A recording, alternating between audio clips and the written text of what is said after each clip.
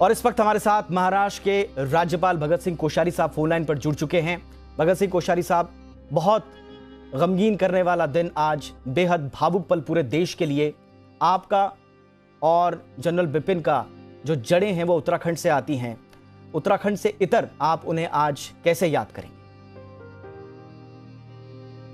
देखिए, मैं केवल इसे उत्तराखंड के संबंधों से थोड़ा आगे बढ़ाता हूँ और बिपिन रावत अपनी योग्यता के कारण देश के प्रमुख सबसे पहले सीडीएस बने, चीफ ऑफ डिफेंस सर्विसेज बने, और वो इतने बखूबी काम कर रहे थे और लगता था कि उनके हाथों में देश सुरक्षित है। आज जिस दुर्घटना में, जिस दर्दनाक दुर्घटना में उनका और उनके साथियों का निधन हुआ है, उससे दिल को गहरी चोट पहुंची है। और मेरे तो निजी मित्र थे और ऐसे दुखद क्षण में कभी आंसू के अलावा ऐसा लगता है कुछ साहस भी करना पड़ेगा और भविष्य में इस प्रकार की दुर्घटना न हो, हमको ऐसे सपूतों को खोना न पड़े। मेरा विश्वास है कि हम भविष्य में ऐसी सावधानी बरतेंगे। मैं दिवंगत आत्मा को, उनकी पत्नी को और श्रद्धांजलि अर्पित करता हूँ। सभी उसमें हेलीकॉप्टर में जो भी दुर्घटना में शिकार हुए उन सभी को मैं अपनी श्रद्धांजलि अर्पित करता हूँ। बहुत बहुत शुक्रिया राज्यपाल कोश्यारी साहब, आपने हमारे लिए वक्त निकाला और आपने गम साझा किया है पूरे देश के साथ, उनके परिवार के साथ। शुक्रिया आपका। और इस वक्त हमारे साथ अब दो खास मेहमान जुड़ चुके हैं। देश के जाने माने डिफेंस एक्सपर्ट बीके मिश्रा साहब और जाने माने रक्षा विशेषज्ञ विशंबर दयाल साहब हमारे साथ जुड़ चुके हैं। Good evening gentleman. आज बड़ा गमगीन करने वाला दिन है और एक शानदार ऑफिसर को हमने खो दिया, टॉप क्लास ऑफिसर। उनके साथ जो भी लोग आज शहीद हुए हैं, उनकी पत्नी, उनके इस दुखदाई निधन पर पूरा देश स्तब्ध है। पीके मिश्रा सर, आपसे चर्चा की शुरुआत करना चाहूंगा। कितनी बड़ी क्षति है, शब्दों में हमने बयां करने की कोशिश की, उनका जीवन का सफर भी बताया, कोशिश की हमने कि समेट पाए उनके कॉन्ट्रीब्यूशंस को, लेकिन आप कितनी बड़ी क्षति इसे देश के लिए मानते हैं? देखिए, मैं जनरल रावत जी को, जब मैं आईजी असम, मेघालय, मणिपुर और नागालैंड था 2007 से, मैं उनसे परिचित हूँ और उनके साथ बहुत जड़ित हूँ। उनका कार्यकुशलता और कार्य निपुणता के लिए भारत में पहला सीडीएस उनको बनाया गया। मैं उनका योगदान पर्टिकुलरली इंडो चाइना कॉन्फ्लिक्ट में एलएसी के ऊपर जो योगदान उन्होंने दिए थे, उसके लिए वो अविस्मरणीय रह जाएंगे। उनका जो प्लानिंग इंडो पाकिस्तान बॉर्डर में, particularly Taliban Afghanistan area, Taliban take over करने के बाद इंडो पाक एरिया में जो उनका कार्यकुशलता रहा, और एलएसी पर जो रोड कम्युनिकेशन बनाया गया, और 2 सर्जिकल स्ट्राइक, पहला सर्जिकल स्ट्राइक म्यांमार के अंदर एनएससीएन खापलांग के अगेंस्ट में, और दूसरा सर्जिकल स्ट्राइक पाकिस्तान में बालाकोट में। 2 सर्जिकल स्ट्राइक उन्होंने करके दिखा दिए कि वो किसी से कम नहीं। अगर देश सबसे बड़ा सैन्य जो है उसको आज खो दिया है, और बट कंट्री भी, पूरा कंट्री जो है मायूस है। उनका कार्यकुशलता मैंने पर्सनली देखा हुआ है, और पर्टिकुलरली एलएसी के ऊपर, और एलएसी के ऊपर उनका जो दान है, उनका जो डिप्लॉयमेंट का तरीका है, उनका जो प्लानिंग है, उनका जो डिफेंस एनालिसिस है, और उनका जो लॉजिस्टिकल डिप्लॉयमेंट है, लॉजिस्टिकल वारहेड वहां पर पहुंचाना है, और चाइना के साथ जो ड्रोन और सैटेलाइट्स के और टेक्निकल डेवलपमेंट करना है आर्मी और पूरा डिफेंस फोर्सेस को। उसके साथ साथ 3 फोर्सेस, जो आर्मी, नेवी, एयरफोर्स, तीनों थिएटर को कमांड में रखना और उसको कोऑर्डिनेट करना और उसको इकट्ठा मिला करके ऑपरेशन करना और टैक्टिक्स निकालना, ये तो सीखे को ही जनरल रावत जी से। हम जनरल रावत जी को आज नहीं, हम 100 साल तक याद करेंगे जब तक उनका नाम रहेगा। मैं बहुत दुखी हूँ, सिर्फ जनरल रावत और मैडम मधुलिका रावत जी को नहीं, जितने 14 हमारे सैनिक ऑफिसर मरे हैं, शहीद हुए हैं, उनको मैं श्रद्धांजलि देता हूँ। बिल्कुल सर, आज पूरा देश सर गमगीन है। बिल्कुल सर, मैं आऊंगा सर आपके पास। जनरल दयाल, एक ऐसा मौका सर जब लाइन ऑफ एक्चुअल कंट्रोल के इर्द गिर्द टेंशन्स चल रही हैं, 20 महीनों से स्टैंड ऑफ की स्थिति है, ऐसे में एक टॉप क्लास ऑफिसर का जाना जो पूरे इस मसले को लीड कर रहा था, उसका नेतृत्व कर रहा था, रक्षा के मोर्चे पर सर कितनी बड़ी क्षति और हम इसकी भरपाई कैसे करें हम? देखिए, ये एक बहुत बड़ी स्थिति है, जैसे आपने बोला, एक बहुत बड़ा लॉस है भारत को और भारतीय सेनाओं को खासकर। सबसे अहम बात यह है कि वो फर्स्ट सीडीएस थे। हम इतने दिन से सीडीएस की मुहिम में थे क्योंकि कुछ हम इंटीग्रेशन चाहते थे अपनी आर्म फोर्सेस का। और जब फर्स्ट टाइम कोई भी फर्स्ट अपॉइंटमेंट होता है, उसका एक विजन होता है और वो उस विजन डॉक्यूमेंट उसके माइंड में होता है और वो उसको इंप्लीमेंट करता है, अनफोल्ड करता है। जब अनफोल्ड प्रोसेस चल रहा हो और उसके दौरान अगर ऐसी आत्मा, ऐसा बहादुर ऑफिसर, ऐसा काबिल ऑफिसर अगर हमारे बीच से चला जाए, तो आप समझ सकते हो कि नाव कैसे बीच में छूट जाती है, कैसे मझधार में आपको वक्त लगेगा उनका रिप्लेसमेंट ढूंढने के लिए, उनकी काबिलियत का रिप्लेसमेंट ढूंढने के लिए। ऑफिशियली आप नॉमिनेट कर देंगे, लेकिन वक्त लगेगा उनकी काबिलियत, उनके शूज को करने के लिए। देखिए, आज हमारी कितनी बड़ी समस्याएं हैं। 20, जैसे आपने बोला, 20 मई से स्टैंड ऑफ है। पाकिस्तान जो है वो साइलेंट, तालिबान का ओपन सपोर्टर्स है। अफगानिस्तान में जो हमारे इतने क्रिटिकल इंटरेस्ट है, वहां तालिबान का कंप्लीट वो है। चाइना अपने मुहिम में, एक्सपेंशनिज्म में बिल्कुल बगैर हिचक के बढ़े जा रहा है।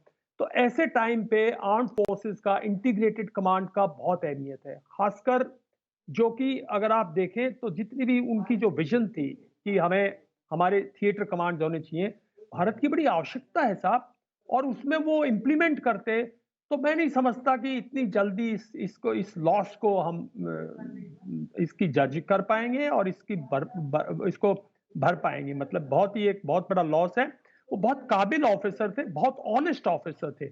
और एक चीज जो सबको नहीं पता, जो आत्मनिर्भर है, जो कि प्रोग्राम चल रहा है कि भाई सेल्फ सफिशिएंट इन डिफेंस, उसका एक वो बहुत बड़ा विजनरी थे उसमें उन्होंने मेरी 2019 पहले जब वो चीफ थे तब एरो शो में उनसे मुलाकात हुई थी, और अब 2021 में बेंगलोर में मुझे मुलाकात हुई। उन्होंने 2 साल के अंदर इतनी लर्निंग की इस इशू पे, इतनी उनकी ग्रोथ मैंने देखी, विजिबल ग्रोथ की, कमाल की उनकी ग्रास थी। तो बहुत बड़ा लॉस है। बिल्कुल मैं समझता हूँ ये भगवान उनकी महान आत्मा को शांति दे, बिल्कुल और सर, सेना को और हम सबको हिम्मत दे कि उनके परिवार को हिम्मत दे कि इस लॉस से उबर पाए। बिल्कुल सर। बिल्कुल सर, जैसा आपने कहा कि पद की जहां तक बात है, क्योंकि वो एक पद है तो उसे तो भरा जाना लाजमी ही है। पर्सनल कॉन्ट्रीब्यूशंस जो हैं उन्हें तो देश कभी भुला नहीं पाएगा, लेकिन ये जो पद है सर सीडीएस का, बड़ा इंपॉर्टेंट है। और आपने जैसा कहा कि इंटीग्रेटेड एक्शन के लिए ये बहुत इंपॉर्टेंट अब हो चुका है हमारे देश के लिए। अब जो नए सीडीएस आएंगे सर, उनके सामने किस तरह की चुनौतियां होंगी? देखिए, नए सीडीएस के सामने सबसे पहले तो नए सीडीएस के जो सिलेक्शन है, जो वो एक स्ट्रीमलाइन हो जाएगा। अगर मान लो सीनियरिटी का एक प्रोसीजर फॉलो करेगी सरकार, तो इस टाइम पे जो हमारे आर्मी चीफ हैं वो सबसे सीनियर है। और अगर कोई भी और प्रेसिडेंस करेगी तो फिर एक प्रेसिडेंट, सबसे पहले तो इस अपॉइंटमेंट की प्रेसिडेंस सेट हो जाएगी, मैं समझता हूँ इस उससे। दूसरा जो है, उसके लिए बहुत बड़ी चुनौतियां हैं, क्योंकि जो तीनों चीफ जो हैं, एक्स चीफ जो हैं, वो अपनी सर्विस में बहुत पैशनेटली अपने एजेंडा को परस्यू करते हैं। Army chief army agenda, army deployment, army modernisation, army की तैयारी, आर्मी की ट्रेनिंग। ठीक इसी तरह एयरफोर्स ने सडनली एकदम से, क्योंकि जनरल बिपिन रावत अपने आप को ग्रो कर रहे थे, उनको था कि सीडीएस की अपॉइंटमेंट आएगी, क्योंकि उनका काम इस तरह से था, उनका लाइजन था, उनकी विजन थी। तो उनका एक कंसेप्ट था, उस कंसेप्ट को लेने के लिए नेक्स्ट सीडीएस को मैं समझता हूँ वक्त लगेगा और थोड़ा सा सेटबैक होगा हमें थिएटर कमांड के लिए, बिकॉज वो बड़े मैटर ऑफ फैक्ट ऑफिसर थे। और अगर आपने कभी भी देखा हो, जो वो फील करते थे, जो उनका ओपिनियन होता था, उसको वो बहुत रेलेंटलेसली परस्यू करते थे। तभी तो देखो, उन्होंने कोर कमांडर थे और सर्जिकल जब स्ट्राइक किया हमने म्यांमार बॉर्डर क्रॉस करके, क्योंकि उनका पैशन था कि भाई ये यहाँ मारते हैं, वहां चले जाते हैं कैंप में, तो क्यों ना जाके वहां कैंप में उनको उनकी मतलब हमें वहां जाके उन पे अटैक करना चाहिए। तो इनका, और क्योंकि यूएन में सर्व कर चुके थे और बहुत एक्सपीरियंस थे, खानदानी ऑफिसर थे, फादर भी इसी अपॉइंटमेंट पे रह चुके थे, वाइस चीफ थे इनके फादर भी, तो एक खानदानी ऑफिसर थे, एक बड़े पैशन था उनके अंदर फौज के लिए। बिल्कुल सर, पैशन आना बहुत मुश्किल है, बहुत मुश्किल है सर। और बिल्कुल सर, और आज हम इंडिया 360 के जरिए एक बहुत महत्वपूर्ण बात, जिसको शायद देश के कई लोगों ने उसको गौर किया हो या नहीं किया हो, लेकिन हम आपके संज्ञान में लाना चाहते हैं। हमारे ग्राउंड रिपोर्ट से जो हमारे रिपोर्टर्स ने खबर भेजी है उसमें एक ऐसा पहलू भी इस हादसे का आया है कि जिससे हर कोई इस पूरी टीम को सैल्यूट करेगा। और पीके मिश्रा साहब, मैं आपके पास आना चाहूँगा। हमारे ग्राउंड रिपोर्ट से जो हमें खबर मिली है, ये जो इलाका जहाँ पर ये एक्सीडेंट हुआ है सर, ये रिहायशी इलाके के बिल्कुल करीब हुआ है। ऐसे ऐसे हादसों में पायलट्स की सूझबूझ, उनके साथ जो बैठे हुए ऑफिसर्स हैं उनकी सूझबूझ बड़ी काम आती है सर। मुझे नहीं मालूम है सर लास्ट मोमेंट पे किस तरह के डिसीजंस लिए गए होंगे, लेकिन ये हादसा बड़ा हो सकता था, रिहायशी एरिया के ऊपर भी ये चॉपर गिर सकता था। लेकिन आपको लगता है कि इस तरह का डिसीजन लास्ट मोमेंट पे लिया गया होगा कि अपनी जान की परवाह किए बगैर पहले रिहायशी इलाके से अलग इसको क्रैश लैंडिंग की अगर स्थिति आ रही है तो वहां पर क्रैश किया जाए?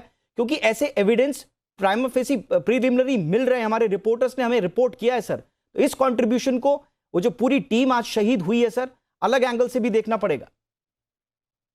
बिल्कुल, मैं क्लियरली बता चाहता हूं कि ये नीलगिरी हिल्स को मैंने लास्ट ईयर ही गया था, मैंने देखा है। और इसका हाइट जो है तकरीबन 8000 से 9000 के बीच में है। और ये अपना Mi-17 का हाइट जो है ये 18000 तक फ्लाइट लेता है। और लोड भी 14 था, तो कोई लोड में ज्यादा नहीं था, because it can carry more about 25%, 25 to 26। लेकिन जो क्रैश साइट मैंने देखा, जो फोटो में जो देखा मैंने क्रैश साइट, ये जंगल एरिया में हुआ है। इससे पूरा पता लगता है कि पायलट्स अपना सूझबूझ में, जब उन्होंने उनको पूरा पता लगा कि हेलीकॉप्टर कोई भी शायद उसमें कोई भी टेक्निकल गड़बड़ी हो, कुछ भी हो, उसको पता लगे क्रैश होने जा रहा है, उसने जो गांव वाला एरिया था वहां उसने नहीं लिया और जंगल के साइड को लिया। जंगल के अंदर क्रैश हुआ तो उसने जो खेती जो है वो बचा लिया, क्योंकि अदरवाइज जो है गांव के अंदर अगर वो गिरता काफी लॉस होता और काफी लोग भी मारे जाते। लेकिन डेफिनेटली सूझबूझ था पायलट्स के। और ये पायलट्स जो थे हमारे चीफ पायलट और को पायलट्स, ये एक्सपीरियंस्ड पायलट्स होते हैं। पायलट्स के खिलाफ नहीं बोलना चाहिए। उन्होंने बिल्कुल सूझबूझ करके जब देखे कि डेफिनेटली कोई स्नैग आया हुआ है, हेलीकॉप्टर डेफिनेटली मिसबिहेव करता है, इंजन मिसबिहेव करता है, जब वो एक्सीडेंट होना ही था तो उन्होंने जंगल वाला एरिया में उन्होंने ले गए हेलीकॉप्टर को, ताकि वहां पर क्रैश हुआ और गांव वाले बच गए, थैंक्स टू देम। लेकिन बहुत दुख हुआ है, बिल्कुल सर। हमारे जनरल रावत साहब नहीं रहे, उनका वाइफ भी नहीं रहे, और हमारा और भी 12 शहीद हो गए। बहुत बड़ी बात है। और हमारा पहला सीडीएस ऐसे गुजर जाना देश के, जी हाँ सर, देश के लिए बहुत बड़ी क्षति जी बिजनेस की ओर से, पूरे जी मीडिया परिवार की ओर से जनरल रावत, मैडम रावत और 12 अन्य जो सैन्य कर्मी जो शहीद हुए हैं उन्हें एक बार फिर से श्रद्धांजलि। Mishra sir, thank you so much. General Dayal, आपने वक्त निकाला, thank you so much sir. Thank you sir.